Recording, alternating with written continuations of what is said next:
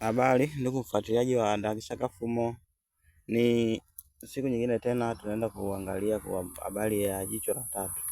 Tulikuwa tunaongea mambo mengi kwenye video iliyopita. Kama ulikuwa hujaangalia, unaweza kaingia kwenye YouTube ya Ndagisha Fumo, utakuta habari ya frequency sehemu ya pili. Sehemu ya kwanza, hii ni sehemu ya pili. Sasa na kama ulikuwa hujaangalia sehemu ya kwanza, basi unaweza ukafika ukaangalia sehemu ya kwanza tunazungumzia kitu gani. Unaweza ukasikiliza zaidi tunazungumzia kitu gani. Kitu cha kwanza hapo tunajifunza zana za akili ya hazina. Akili ya hazina tulikuwa tumezungumzia kwenye ile video ya kwanza. Akili ya hazina ni subconscious mind kwa Kiingereza. Au kama upita shule kidogo unaweza ukawa unaelewa nikisema subconscious mind. Hiyo ndio akili ya hazina. Hapa tunajifunza zana za akili ya hazina. Zana za akili ya hazina, ambao zana moja hapo ni jicho la tatu. Zana nyingine ni mawimbi ya ubongo. Lakini vile vile tutaangalia siri ya utoto ambayo tulikuwa tushaizungumzia kidogo. Katika sehemu hii tutaelewa kuwa kila kitu ni frequency. Tulikuwa tunaelewa kwamba kila kitu ni frequency. Tunaenda ndani zaidi kwa ajili ya sehemu ya siri zaidi ya frequency yako, akili ya hazina na jicho la tatu. Tuanze na jicho la tatu. Tuanze jicho la tatu na mawimbi ya ubongo. Jicho la tatu si jicho halisi la nyama, bali ni kituo cha nishati ya kiroho, chakra. Tutakuja kujifunza zaidi jinsi chakra zinavyowasilika, yani mambo mbalimbali kuhusiana na chakra, mitishamba inaenda kufanyaje chakra, uchawi unaenda kuwasili vipi chakra, chakra inasababisha vipi hali ya mwili, labda kuwa kichaa au kuendeshwa na mambo ambayo hujui inaendeshwa na nini. Tutakuja kuangalia hapo kwenye video zingine za mbele. Cha msingi tu uwe mfuatiliaji mzuri wa Ndagisha Fumo na uwe muulizaji mzuri, kwa sababu kuna sehemu ya comment, unaweza kaacha comment au unaweza kaweka comment sehemu ambayo, au unaweza kaingia kwenye mitandao yoyote, unaweza kaingia kwenye YouTube au unaweza kaingia kwenye Facebook ukaweka comment au kanipata inbox moja kwa moja au kanitumia email. Email yangu ipo kwenye Facebook, ipo kwenye YouTube vile vile Ndagisha Fumo. Jicho la tatu si jicho halisi la nyama, bali ni kituo cha nishati ya kiroho. Ninapokuwa naongea hivi, najua akili yako inakuwa inatengeneza maswali mengi, akili yako inakuwa na matarajio mengi kwamba nataka niongee hiki, lakini naongea ili kukufungua wewe ufahamu vitu vingine. Najua huko mtandaoni unakutana na pasta anakuambia lazima uchinje, anakusomea vipengele vya Biblia. Biblia yenyewe imeandikwa mafumbo. Unakutana na kwenye Qur'ani kitu fulani wanakiongelea kwa mafumbo, leo unakuwa uelewi. Sasa mimi niko hapa kwa ajili ya kukufungua uelewa, yani kidogo unaweza kaelewa mambo yanaendaje, yani usichukulie ugumu ule. Najaribu kuelewesha kwa namna rahisi ya mtu yote kuweza kuelewa nini maana ya mambo ambayo yanakuwa yanajadiliwa kwenye mada za kiroho. Kama tulivyojifunza, ni kituo cha chakra kinachojulikana kama glande ya pineal. Ni tezi kwenye mwili ambayo ipo katika ubongo. Hiki ndicho chombo kikuu cha kupokea na kutafsiri frequency za juu na za chini. Yaani yenyewe kama tulivyojifunza habari ya frequency za juu na frequency za chini.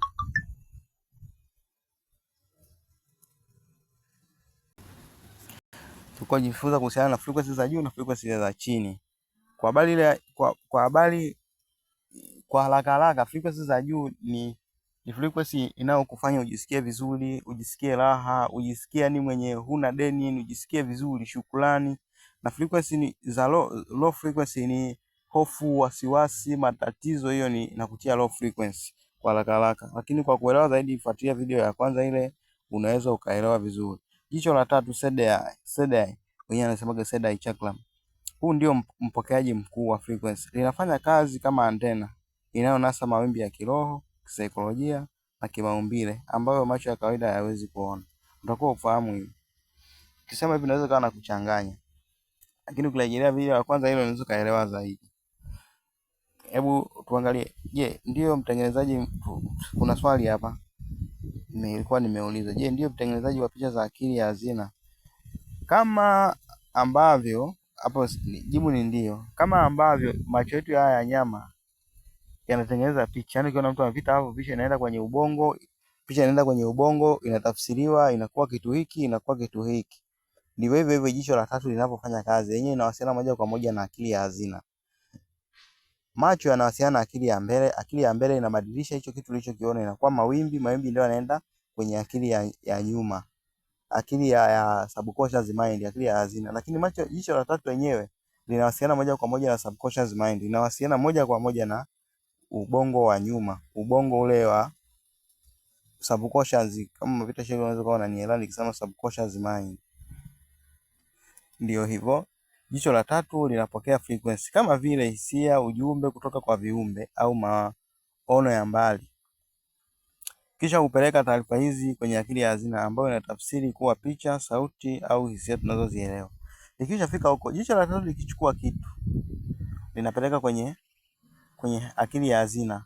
Akili ya hazina inaamrisha vituo vya nishati, chakras. Chakras zinafanya kazi zikiwa na hali fulani, basi zinaruhusu mwili kuachia homoni fulani ambazo zinakufanya uwe kwenye hali fulani. Mwili wako uko kwenye hali fulani, yaani mwili wako uteteme kwa namna fulani, mwili wako uwe na mawimbi ya aina fulani.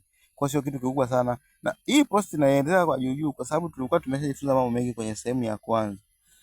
Akili ya hazina sasa. Tumeweza habari ya jicho la tatu, ndio akili ya hazina. Hii ndio maktaba au mfasiri mkuu wa maisha yako. Akili ya hazina yenyewe inaweka kumbukumbu zote, imani na frequency ulizozikusanya. Haya, kuna kaswali hapa, je,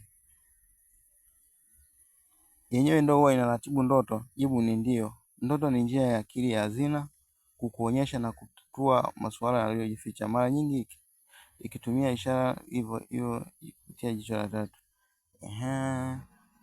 Akili ya hazina yenyewe inapokea ishara kutoka kwenye jicho la tatu, inapokea frequency kutoka kwenye jicho la tatu. Akili inafanya kazi yani kwa kutegemea picha. Yenyewe inatafsiri mawimbi fulani, picha fulani kisha kuja inapeleka mawimbi. Nafikiri ukilisikiliza vizuri kwenye ile posti ya kwanza unaweza kaelewa zaidi nini ambacho tulikuwa tunazungumza, sababu ile posti ongea saa nzima ile tulikuwa tunaongea mambo mengi pale. Zana ya mawimbi ya ubongo kuhusu jicho la tatu. Jicho la tatu hufanya kazi vizuri zaidi katika frequency fulani za ubongo. Tuangalie mawimbi ya ubongo ya beta. Akili ya juu, akili yenye stress.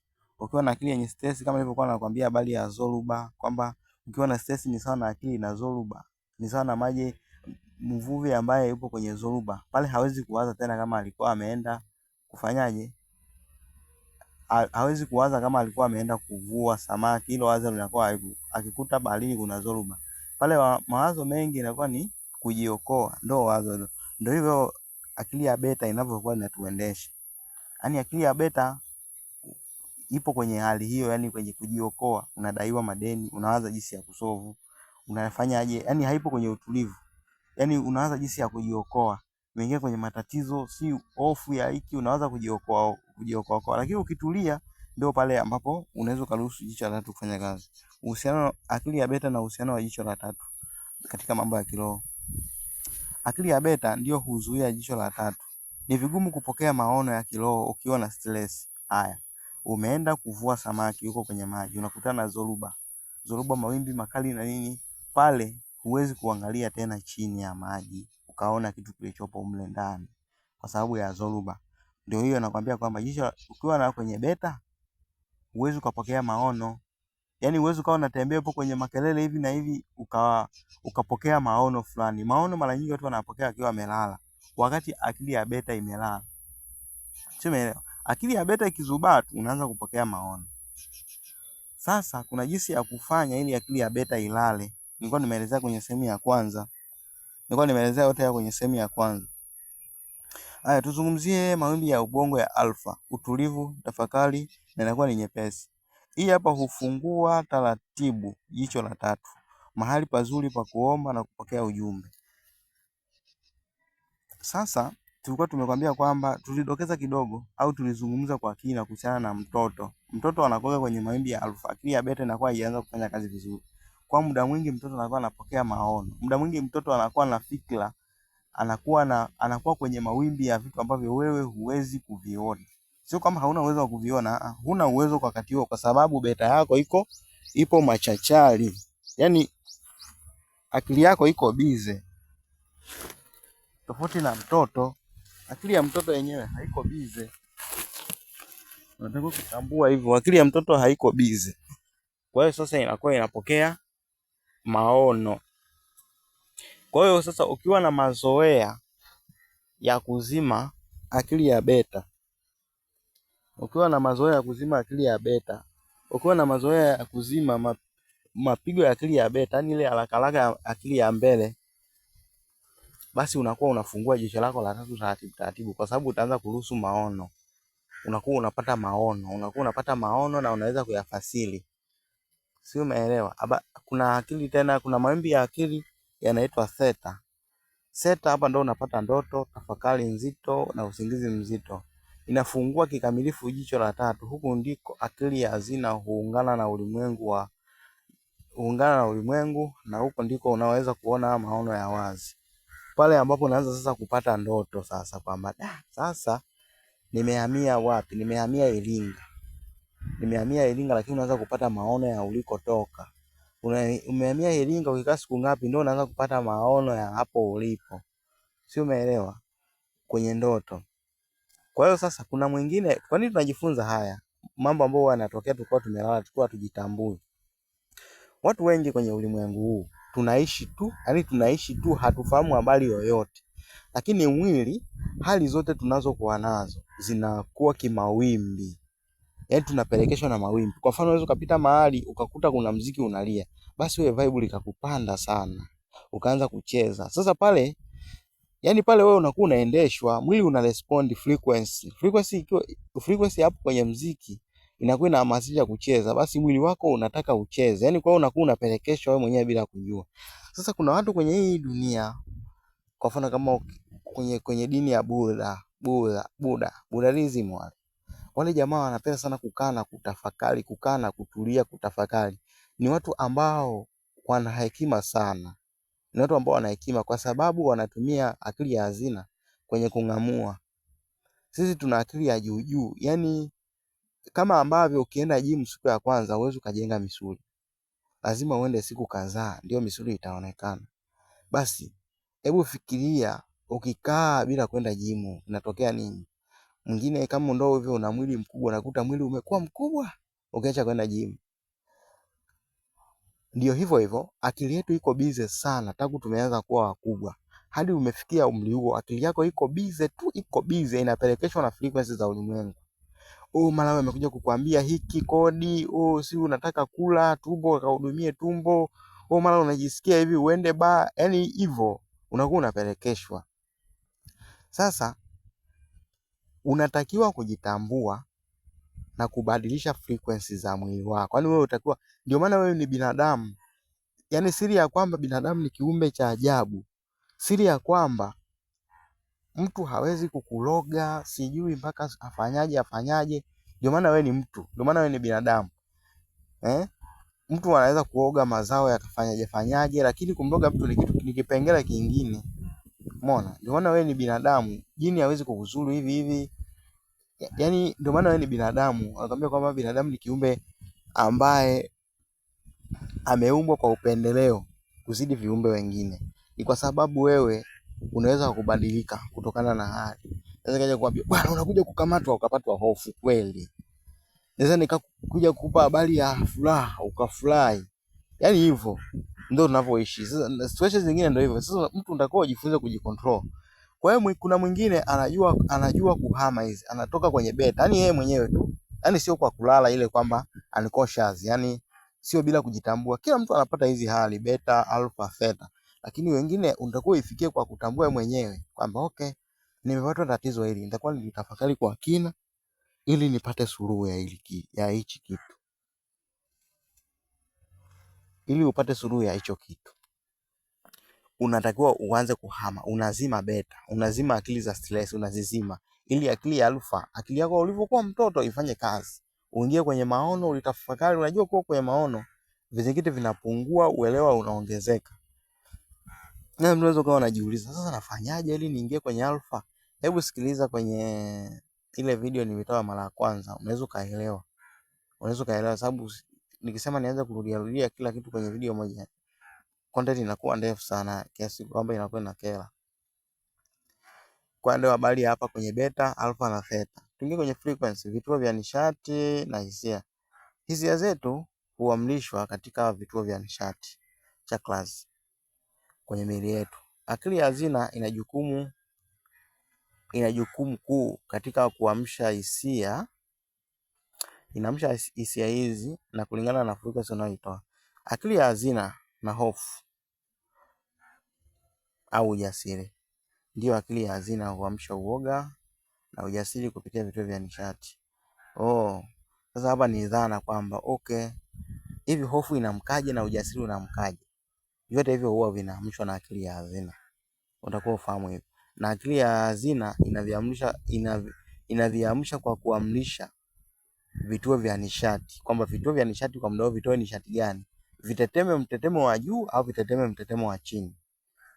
Ikiwa akili ya hazina inahisi kwenye low frequency, kumbukumbu za maumivu au wasiwasi, itaamsha kituo cha uoga. Itaamsha kituo cha uoga au kituo cha kuishi, root chakra. Itaenda kuzoofisha moja kwa moja kwenye root chakra na kukujaza hofu na wasiwasi, yani kujiishi kama unaelea, yani una msingi.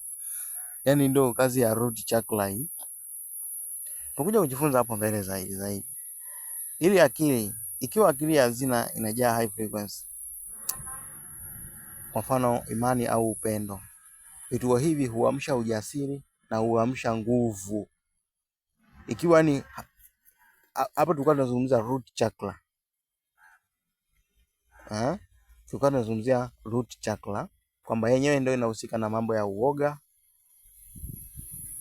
na kukutoa wasiwasi. Hasi yake inakuwa ni uoga, lakini positive yake inakuwa ni ujasiri. Tuje kwenye akili ya hazina, kwa mfano inahisi amani, kwa mfano imani na upendo. Ukihisi hizo hali ni za high frequency, kama tulivyokuwa tumejadili kwenye video ile ya kwanza. Hii huamsha vituo vya nishati, ujasiri unaamka na nguvu, ambapo hapo tunazungumzia sasa solar plexus. Hii ni chakra nayo hii. Solar plexus ni chakra inaitwa jua, chakra ya jua. Tujifunza zaidi kwenye ile video ya ngapi, ile ya kwanza, kuhusiana na hii habari.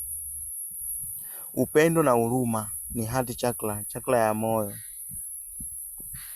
Hii inakufanya uwe jasiri na mwenye amani. Na nilikwambia kwamba uko kwenye high frequency, hakuna mtu anaweza kukuloga, sijui unanielewa. Mtu atafanikiwa kukuloga pale unapofanikiwa kuwa na wasiwasi. Lakini kama huna wasiwasi, mtu hawezi kukuloga. Ndio dhana ile kwamba kwa nini nyoka hamshambulii mtoto. Mtoto ana high frequency, yani yeye hajui, yani hicho kuoga sijui gani huwa hana. Yani hajui. Yani atambui kwamba si wewe anaweza kukuzuru, yani hofu hana. Ndio maana ukuta nyoka anashindwa kumshambulia mtoto. Kwa sababu mtoto hana hofu, haogopi wala haelewi chochote. Anakuwa kwenye high frequency, yupo kwenye amani.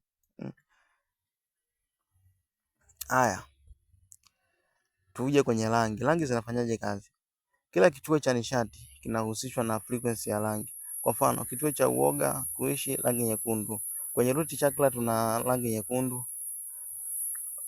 Nguvu kubwa kwenye root chakra inakujaga siku ya watu wanahusianisha na siku ya Alhamisi. Tutajifunza haya mambo kwa unyofu. Sasa tuko tunapiga tu juu, lakini nafikiri hapa kuna posti nyingi ambazo zimeelezea mambo haya, na leo nimeongeza nyingine. Ni mambo mbalimbali. Ninapokuwa nafundisha hivi, ninapokuwa tunafahamishana kuhusiana na mambo, najua unakuwa unapata swali hili, swali lile, lakini cha msingi ni kuuliza ili upate uelewa mzuri zaidi. Unauliza, yani ili upate uelewa mzuri zaidi unauliza.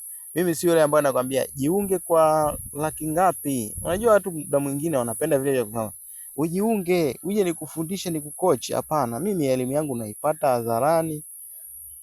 Unaipata hadharani. Labda ukitaka ndo kama material kama haya, ndo labda kama unataka kununua kitabu, unanunua kitabu ya maarifa haya kwa ajili ya wewe na familia yako, kwa sababu maarifa yatakupa uelewa wa juu. Yani wewe vuta picha tu, unakuwa unaelewa haya mambo kwamba mtoto wangu ana wasiwasi, kuna kitu gani kinaendelea. Kwa hiyo unakuwa una jukumu mtoto umtoe kwenye wasiwasi ili akili yake ifanye kazi. Unajua mtu asipokuwa kwenye wasiwasi, ubunifu unakuja, ujasiri unakuja, anafanya kitu cha passion yake. Yaani unajua kila mtu ana uwezo wake. Ule uwezo wake wa ndani unatoka mtu akiwa hana hofu na wasiwasi. Kwa hiyo sasa mtu unakuta mtoto amekaa, amekuwa, yuko kwenye mazingira ya wasiwasi hata siku 3 au 4. Hiyo inamwasili hadi aje akue, anakuwa hana akili vizuri. Ndio maana niliwahi kushuhudia mama mmoja, sio ana elimu alitoa wapi. Huwa anapenda sana mtoto wake alale. Yaani kila siku mtoto wake lazima alale mara 2. Alafu mtoto wake yule alikuwa na miaka 6. Yule mama alikuwa na elimu ambayo nimekuja kugundua saa hizi ndio hivyo sasa.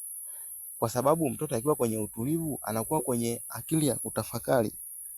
Uwezo wake wa ndani unakuwa una channel vizuri kwenye mwili wake. Ni maisha ambayo anakuwa ayazoea, awe na high frequency muda wote.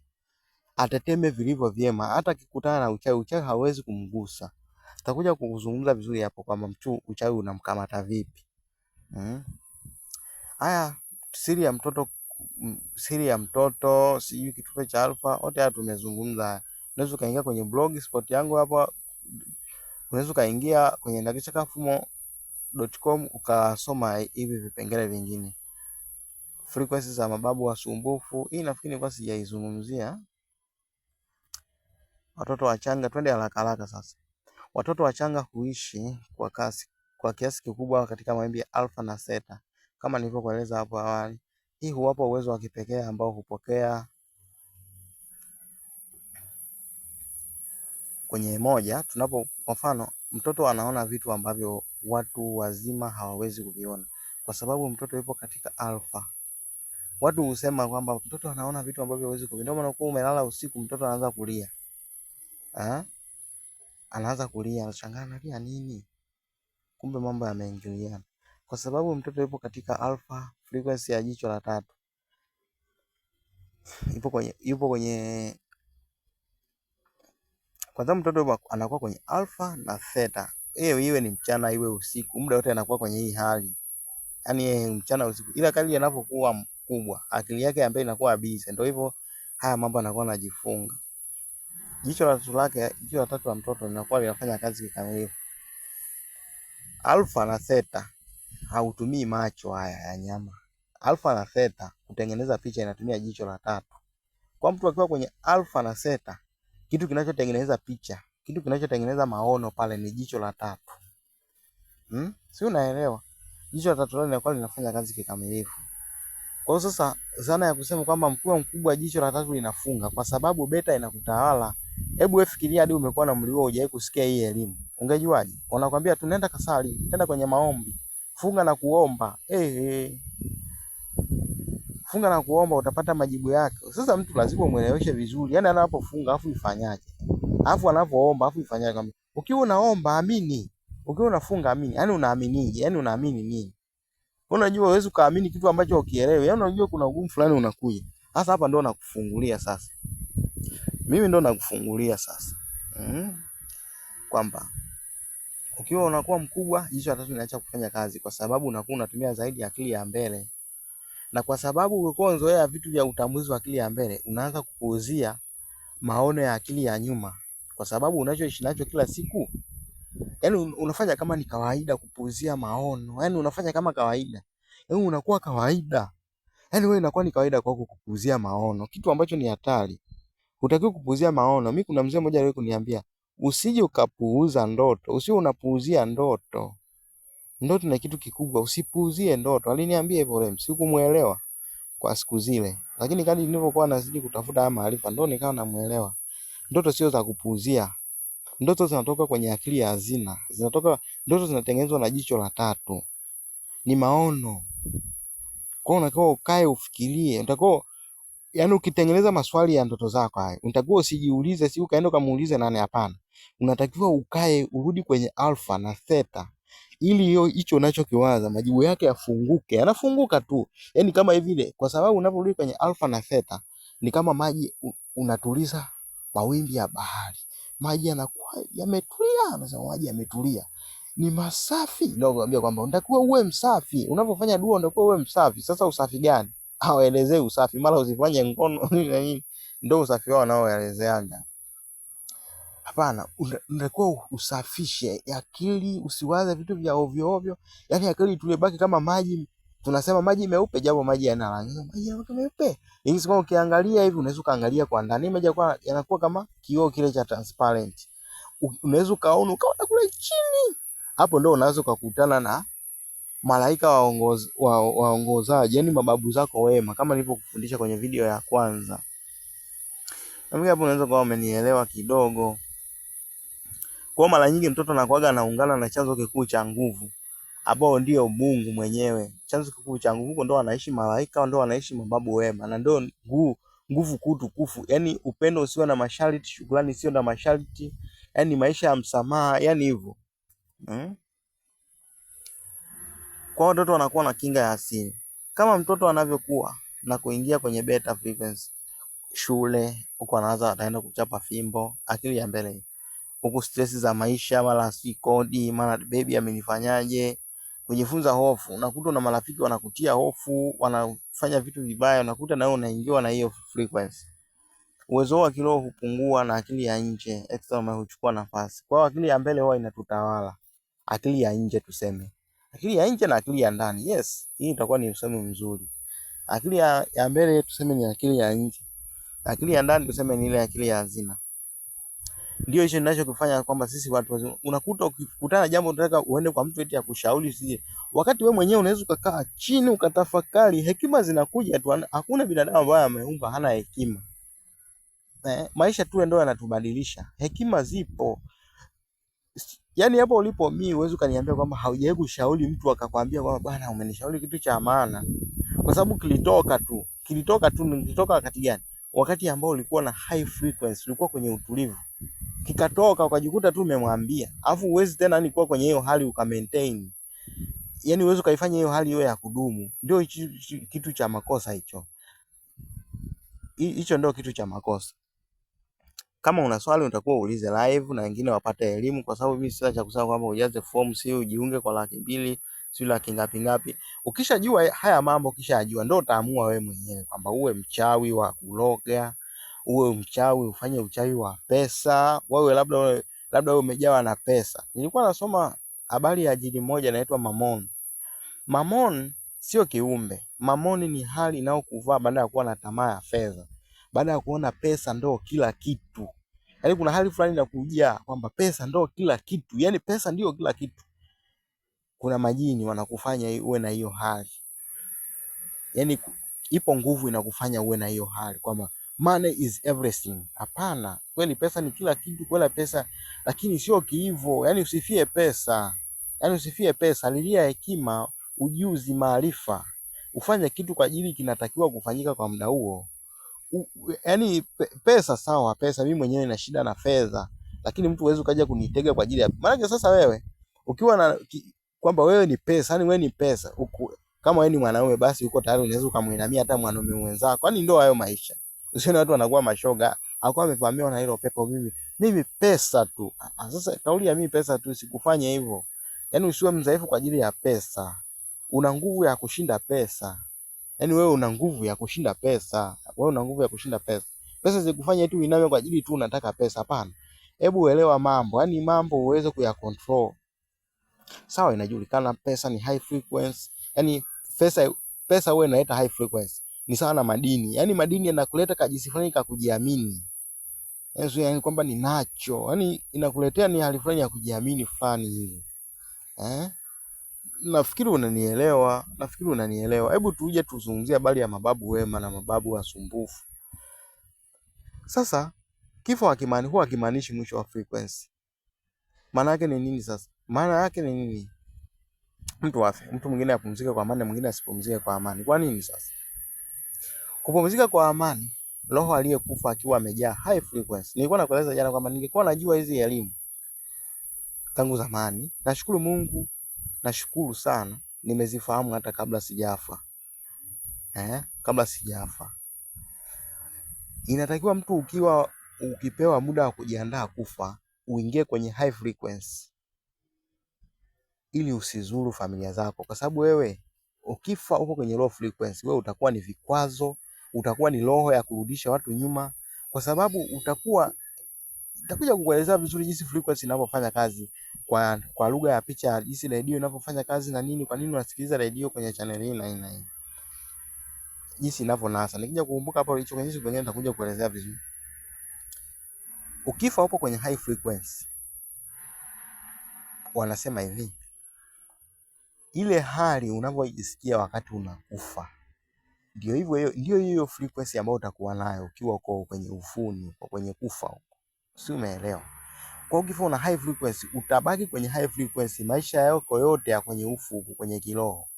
Ukifa una low frequency, unabaki kwenye maisha ya low frequency. Ndio maana mtu anaweza akafa kwa msongo wa mawazo akaenda kujinyonga. Ukienda kuulizia kwao wanakuambia kuna na fulani naye alikufa akajinyonga.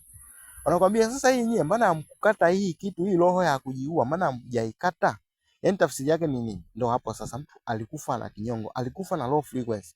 Kwa hiyo pale ambapo unakutana na kitu kibaya kinachokushawishi kwamba ujisikie unyonge, yule roho anakuja kukuvaa. Yaani si unaelewa? Yaani unakuja kwenye ile frequency. Nakumbuka roho anazunguka kwenye ukoo, yaani kwenye ukoo. Si unaelewa? Yaani wanazunguka kwenye ukoo. Kwa hiyo kisha kuwa na hiyo hali, anakuja anakuvaa huyo roho. Na akija kukuvaa, hiyo frequency yake sasa yenyewe haibadiliki. Kwako sinabadilika. Anakunyongonyeza. Unaanza kuona kila kitu ndio tayari, ndio hivyo yani. Yaani unakuta umeingia kwenye remote kama ile ambayo labda kama mtu mzima unafahamu jinsi ngono inavyofanya. Yaani uko kwenye situation fulani hivi, yani kwamba yani hata akija akikupiga hivi uwezi ukatoka pale. Umeona? Au ukisikiliza stories za wavuta bangi watakwambia kwamba ndani kuna steam unaipata hivi na kuja steam. Yaani yeye anasikia wavuta madawa kulevya, watumia unga. Kuna kitu anakuwa anataka hiyo hali. Yaani kwa unakuwa kwenye hali ambayo huwezi kujicontrol. Hii umeelewa? Yaani upo kwenye mtetemo ambao unakudhibiti. Yaani sijui umeelewa yani.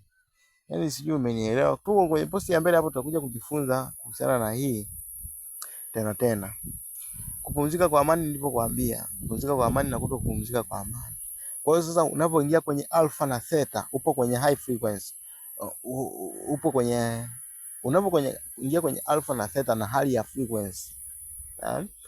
Na hali ya frequency ya high, unakutana na mababu wema. Mababu wema wanakupa mwongozo.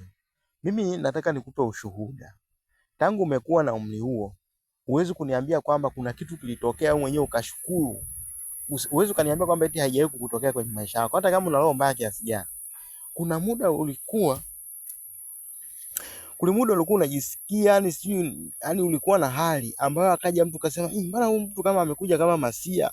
Mbona amekuja kama mkombozi huyu?" Hapana, ni kwa sababu ya mtetemo ambao unautoa. Mababu wameishi na wewe, wanakupa mwongozo. Yaani unakuwa kama unang'aa. Hebu fikiria kama uko polini afu wewe ni taa. Ikiwa ni taa, unakuwa unaonekana hata kwa mbali. Kwa hiyo anayekuja kukupa msaada, frequency zinaonana kama kwa mfumo kama huo. Wewe umeelewa? Yaani zinaonana kwa mfumo kama hata ukiwa mbali, sasa inaonekana tu. Hiyo umeelewa? Yesu unaelewa? Ndio hiyo kitu watu wanasemaga aula sijui. Kwa nini unakuwa uelewa kwa namna hii? Kwa tunaweza tukahitimisha hii kwa mambo machache hapa chini. Sasa unaweza ukawa unaelewa. Akili yako ya hazina ndio kituo cha amri. Jicho la tatu ndio antena. Na mawimbi ya ubongo ndio mfumo wa udhibiti. Jinsi unavyodhibiti mawimbi ya ubongo ndio jinsi unavyodhibiti mwili wako. Ndio jinsi unavyodhibiti hali yako ya stress au ya nini. Sasa kwa ujumbe muhimu, kurudisha uwezo wako wa utotoni ule alpha na kuishi katika high frequency ndio njia pekee ya kufungua jicho la tatu, kuondoa roho wasumbufu na kuvuta baraka ambazo akili yako ya hazina inakutamani kuzipata. Nafikiri unaelewa. Tunaendelea tujikite. Hebu kwanza tufafanue kidogo hapa. Nafikiri si nilikuwa nimefafanua hapa, sifa amejirudia vipi hapa. Hebu tuone kuinua frequency za roho wasumbufu kwenye familia. Kwamba sasa ufanyaje kama kuna wengine walikufa na wanakuwa wanatembea kwenye ukoo. Tujifunza kwamba roho wasumbufu, mababu wenye low frequency ni wale ambao hawakupanda frequency za juu baada ya kifo. Wenyewe hawajapanda, wamebaki tu kwenye low frequency. Na hawezi kupanda kwa sababu kifa ndio unakuwa hivyo hivyo, huwezi kubadilika. yani uwezi ukabadilika ukaenda kwenye high wewe mwenyewe. Sasa watu wanafanya, unaonaga watu wanafanya matambiko, unaonaga watu wanasema kwao, yani kufanya kama mfumo wa Wachaga ule, kila unali hivyo ibada za Wamasai, mtu akifa sio na nini hivyo. Nafikiri unaweza ukaona una ushahidi wa mambo haya, unaweza ukaona ushahidi wa mambo haya. Hawa roho wanainuliwaje sasa kimawimbi? Roho hawa wanahitaji msaada wa kiroho ili wapande. Huwezi kuwalazimisha, lakini unaweza kubadili mazingira ya frequency yao. Wewe uliye hai, ndugu yao, ndio unaweza kubadili. Elewa. Cha kwanza ni msamaha. Hii ndiyo zana yenye nguvu zaidi. Msamaha hutolewa na wanandugu waliobaki. Unapotoa msamaha kwa kweli, unatoa msamaha wa kweli, high frequency, unawasha nuru ya upendo ambayo hufanya kazi kama lift ya kiroho, ikisaidia roho hao kupanda. Ili ufanye haya mambo lazima ujifunze vizuri. Hapa tumeandika mistari 7 tu kuhusiana na hii, lakini unaweza ukachimbua jambo hili ukajua vizuri jinsi ya kupandisha roho hawa, ikiwa unajisikia kufanya. Yake kila mtu ana wito wake. Haya, maombi ya kupanda au kutakasa. Kufanya maombi au sherehe zenye high frequency, kutumia shukrani, upendo na utulivu, kuondoa low frequency inayoshikilia roho hiyo ardhini na kuiruhusu kuungana na chanzo kikuu. Wewe ni shahidi kwamba wewe katika kimila unakuta kwenye, au kama hata sio wewe, hata kwa mganga au hapa kabisa unakuta anapiga ngoma kama anapandisha mizimu, sijui ngoma za mizimu, au wanachinja wanafurahi kweli. Yani pale kwenye wakati wa matambiko ya kuchinja hamtakiwi kuwa na vinyongo, sina, nitakuwa kufurahi. Yani kufurahi, kwa sababu mkiwa mnafurahi kwa pamoja pale mnatengeneza mawimbi ya furaha kama kwenye sherehe vile. Sasa roho hao wanakuwa wapo kwenye ukoo. Sasa mkikutana kama ukoo hivi, na wenyewe wanakuwa pale wanashiriki kiroho. Sasa mkiwa kwenye hali wanasema kumbe ndo hivi, yani hivyo ya kutibu mizigo hai. Wakati mwingine roho wasumbufu wanabaki kwa sababu waliondoka wakiwa na low frequency iliyoathiriwa. Kuponya frequency za familia, kuacha mifumo ya hofu au hasira kunasaidia wote walio hai na waliofariki kupanda kimawimbi. Unakuta familia fulani wana roho ya ugomvi, yani nafikiri umekushuhudia ugomvi, yani mwenyewe yani wewe ukikasirisha kidogo tu anavua shati anakwambia kwani wewe unasemaje? Kwa hiyo wewe unasemaje sasa? Unasemaje? Utakupasua hizo roho sasa. Usije ukajishirikisha na katika hizo mambo. Unaweza ukashangaa unapigika kidogo tu. Hadi sio kwamba mtu ndiye alikuwa anaumwa. Si alikuwa anafanyaje, lakini hivyo. Unaweza kujikuta umeingia kwenye makesi ambayo hatarajiwi, unasema tu ni bahati mbaya, sio na nini, unafungwa bure kwa kukosa uelewa. Haya, frequency kwa mwili, akili ya hazina kuamrisha. Je, akili ya hazina huamrisha mwili kuitikia frequency hata usipotaka? Jibu ni ndio kabisa. Kuna muda ni unaweza usitake, yani kwa mfano ukilogwa, unakuta mwili unakupelekesha tu, unakuwa yani ukilogwa ukiwa chizi, mwili unakuwa unatoa homoni kwa mchanganyiko mpya.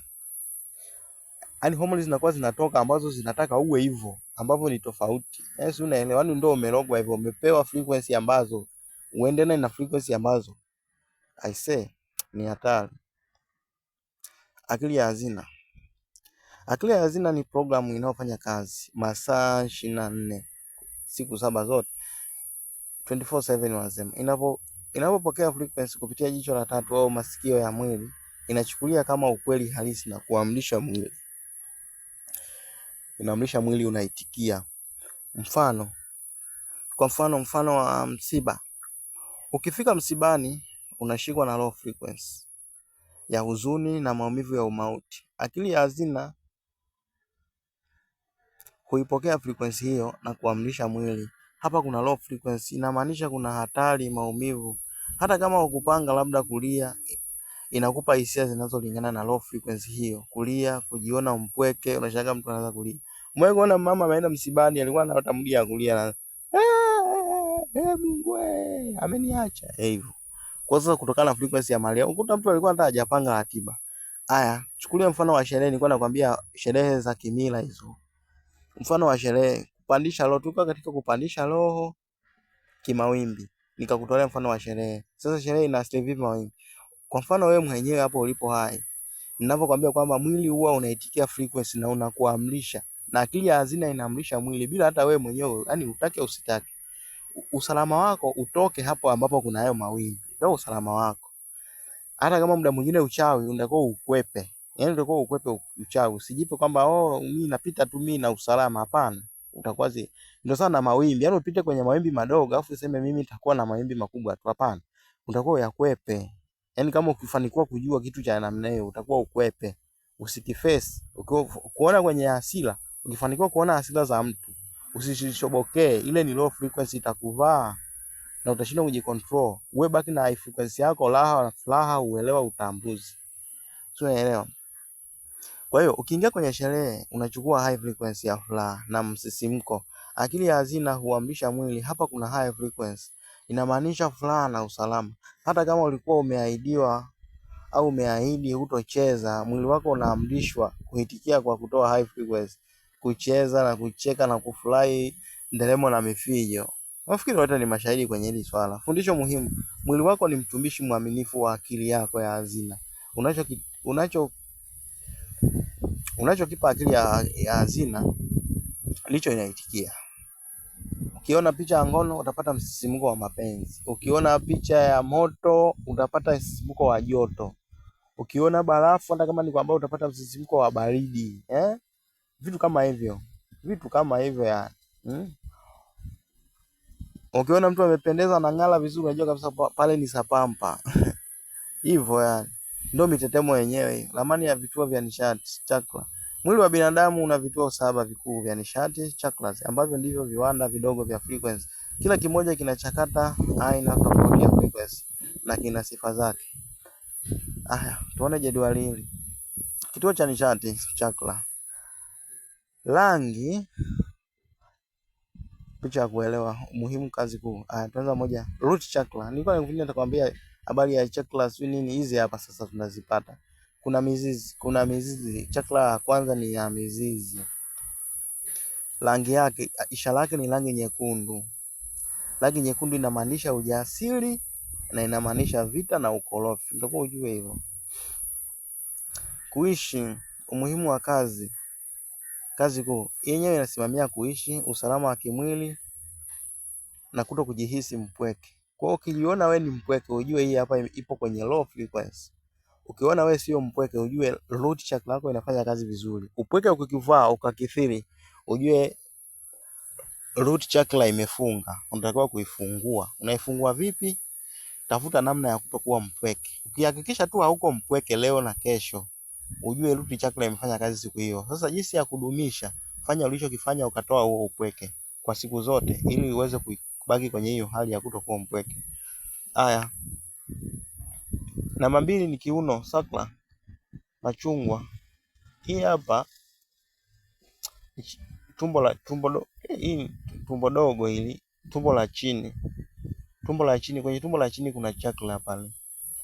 Hii ya mzizi inakaa katikati ya jozi, kwenye nyonga katikati pale. Ukiwa unachinja ng'ombe au mbuzi, kuna kale kama ka glory fulani pale, inakaga chakra hapo. Kuna kunga chakra kwenye mwili wa mtu. Ya pili ni kwenye tumbo la chini. Tumbo la chini au kwenye kitovu huwa kuna chakra pale, inaitwa sakra. Rangi yake ni machungwa. Moto, inawakilisha moto na ubunifu. Hisia, starehe, ubunifu, ujinsia. Hii hapa bwana ndio ya mapenzi. Ukiona kama umepata hisia za mapenzi, ujue sasa kinachohusiana hiyo chakra ya mapenzi, sio hisia za mapenzi, hisia za kunini hizo, wanaopiga punyeto, sio wanaoangalia nini, wanakuwa wanashughulika na hii chakra. Hisia, starehe, wanaovuta bangi wanashughulika na hii kitu. Wanavuta sigara wanapata steam, wanashughulika na hii kitu. Hisia, starehe. Haya. Namba 3, utumbo. Hii utumbo wa juu, rangi yake ni njano. Uwezo wa kubinafsi, kujiamini, nidhamu. Uwezo wa kibinafsi, kujiamini, nidhamu. Ukiona ujiamini, ujue hii hapa solar plexus hii mara nyingine inatoka jua. Rangi yake ni njano. Ukiona ujiamini, ujitambui, ujue hii imeathirika hii.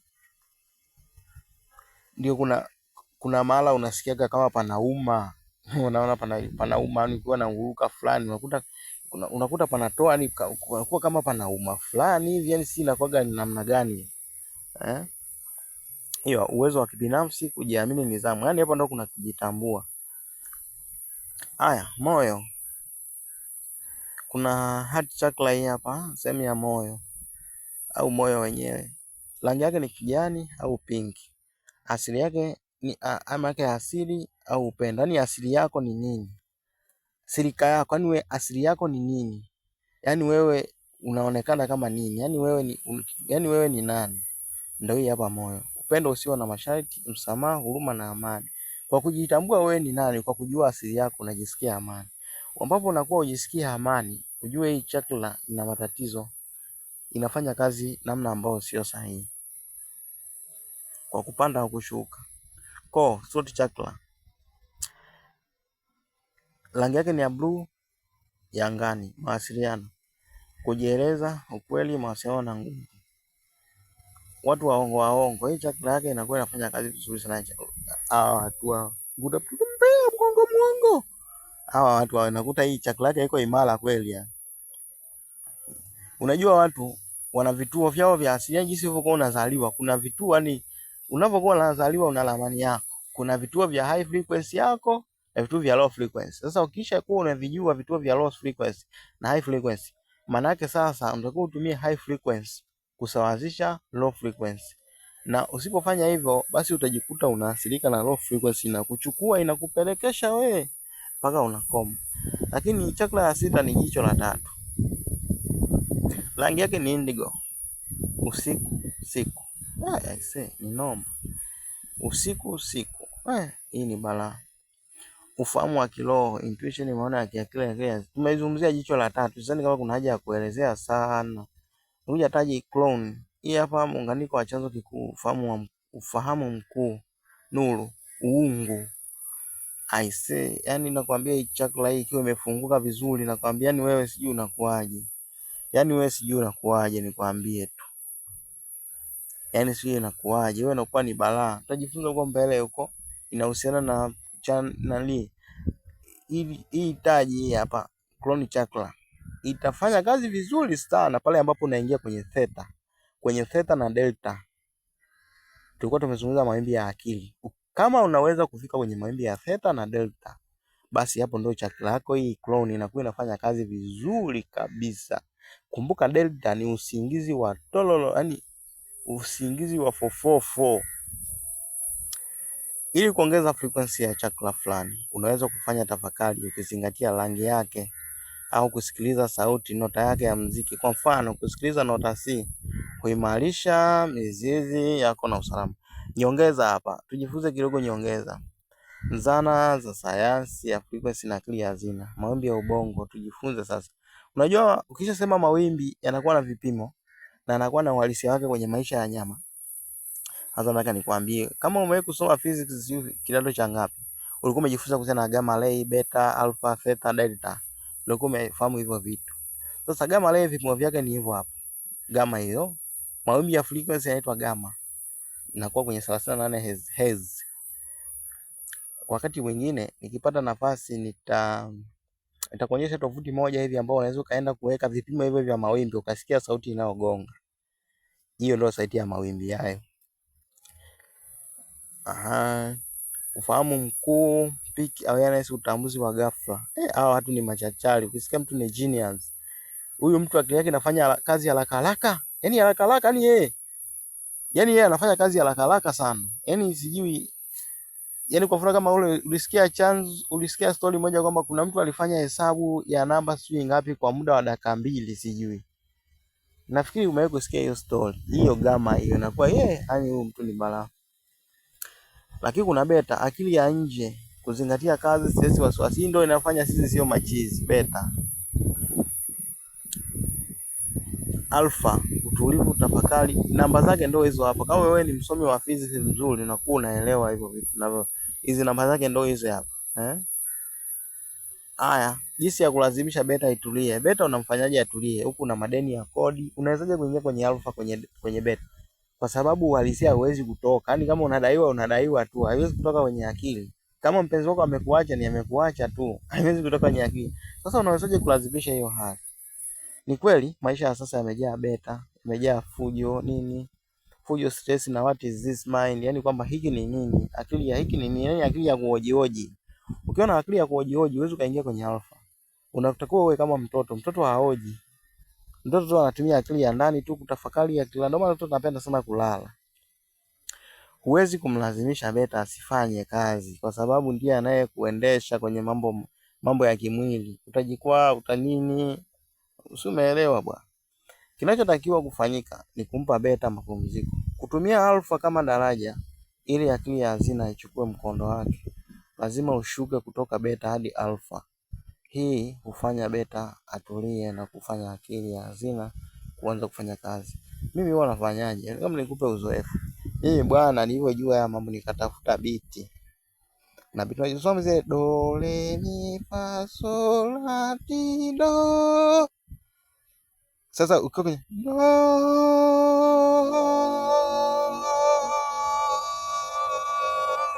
kwa muda mrefu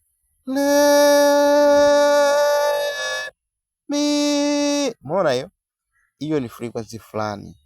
Ukitaka kuniangalia ushahidi, kwenye kanisa za Roma kuna ile kengele inapigwa ding ding, au kwenye kama wewe kuangalia filamu za Mabuda kuna ile ngoma anakuwa anapiga inalia gong gong. Ile ID tu kinini inatoa frequency fulani ya high ili kukaribisha roho wema wajumuike mahala hapo. Umeelewa? Ndio tafsiri yake. Hata harufu tutakuja kuzungumzia. Utakuja kunielewa vizuri. Sasa ili kuamsha chakra fulani au kulaza akili. Unajua kuna muziki fulani unaweza kausikiliza hadi ukapata usingizi. Sasa muziki kama unakumbuka uliowahi kukufanya hivyo, huo ndio muziki wa kukutoa kwenye beta kukuingiza kwenye alpha. Unatakiwa utafakari huo muziki, kisha utafakari huo muziki. Unasikia furaha, amani na shukrani. Si unazijua? Furaha unayojua ni kitu gani, shukrani unajua ni kitu gani, amani unajua ni kitu. Kwa hiyo unajilazimisha kusikia amani na furaha. Wewe jilazimishe tu hata kwa muda wa dakika 5. Utashangaa beta imepotea. Wanaofundisha meditation ya kisasa nakwambia wewe vuta pumzi ngapi tu. Pumzi tu hawezi kumaliza stress za mapenzi. Wewe chezea mapenzi wewe. Chezea stress za sapampa. Stress za sapampa sio za mchezo. Stress za sapampa sio za mchezo. Yaani sio za mchezo. Stress za sapampa ni stress zingine. Kwa hiyo ndio mbinu ninazokupa mimi hizo ambazo mimi nimeexperience. Mimi nimepata uzoefu nazo. Matumizi ya rangi, nota za muziki, jedwali la chakra, kupanua maarifa ya kiroho. Bwana kufundisha habari ya mzizi do, sauti ya do, naenda kwenye kinanda, mtafuta kwenye kinanda kupiga ile do kwa muda mrefu, yani utafute uchukue hata dakika 15. Jenga tabia ya kusikiliza hizo sauti hizo. Jenga tabia ya kuzisikiliza, fanya tu kama unafanya kama unapoteza muda. Ukija kuzoea hapo watu watakuita mchawi. Nakwambia watu watasema wewe ni mchawi. Hizi hapa. Do re mi fa sol la ti. Hii ti nyingine wanasema si violet nyeupe ungu. Unaona bwana? Kwa hiyo ti. Aha. Nataka nikufundishe. Kuna ile ya TBC ile inasemaga ti. Inasema ti ti ti ti. Sasa ile frequency ni 999 93 ile frequency. Ile frequency 3 inamaanisha nini? Nenda Google hapo tafsiri ya 99 ni nini? 9 inamaanisha ukamilifu. Kwa hiyo ile radio inakuwa inamaanisha kwamba kamili. Umeelewa? Ndio maana ile kale kamlio kwa TBC inapiga kling ling kling ling, inapiga kling ling kling ling kling ling, afu inakuja piga ti ti ti. Asa ile kama mwisho kana inapiga ti. Hapo imetimia saa ngapi kamili? Sasa kuka ti, hiyo ni frequency hertz 999. Ukipiga hiyo 999 utapata hiyo sauti. Ile ni sauti ambayo inamaanisha ukamilifu, utimilifu, kitu ni kamili. Watu wanakuambia namba 9 ni namba ya bahati. Bahati gani? Namba 9 inamaanisha ukamilifu. Kwa hiyo nafikiri mimi umenielewa, nafikiri umenielewa vizuri katika siku hii, japo hata kama tumechapia chapia na nini, lakini msingi, kama una swali usiogope kuuliza, usiogope kuuliza. Alafu mimi sipendi vile ambavyo mtu anakuambia, anakufundisha kitu afu anakuambia nifuate inbox au nifanyaje. Mimi cha zaidi hapa ni vitabu. Yaani kwa mfano kama elimu hii naikusanya kwenye kitabu. Alafu nakupea. Nikisha kupea wewe, mwingi jinsi unavyoisoma. Kwanza maandiko hayo tu haya yamejaa mtetemo. Jinsi unavyoyasoma kwanza unajua ufahamu, unajawa na ufahamu fulani kwa sababu wewe mwenyewe hapo ulipo una ushahidi wa mambo kibao ninayoyazungumza hapa. Wewe una ushahidi. Kwa hiyo mambo yatakufanya ujisikie vizuri. Atakufanya ujisikie vizuri.